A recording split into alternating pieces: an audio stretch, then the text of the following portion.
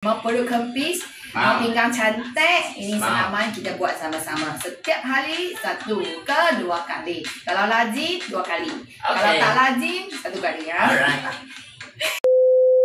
Leher tegak panjangkan. Okey, kaki ringan-ringan betul. Angkat tangan sekali, mari. Jangan tahan nafas. Ringankan you punya lutut punya gerakan. Rasa dekat pinggang, rasa dekat pingguk, rasa dekat pongpong. Siapa kat sini geser peha punya, sila buka sikit you punya kaki supaya tak geser peha. Geser peha memang tak selesa, tapi jangan risau. Kat sini kita ada juga senaman, kasi you kurangkan peha punya lemah. Tidak faham maksud Tidak faham maksud. Okey, mari tukar. Senang tak faham. Ikan duyung awet muda bersama-sama. Exactly. Okay. So siapa buat? Dia dapat.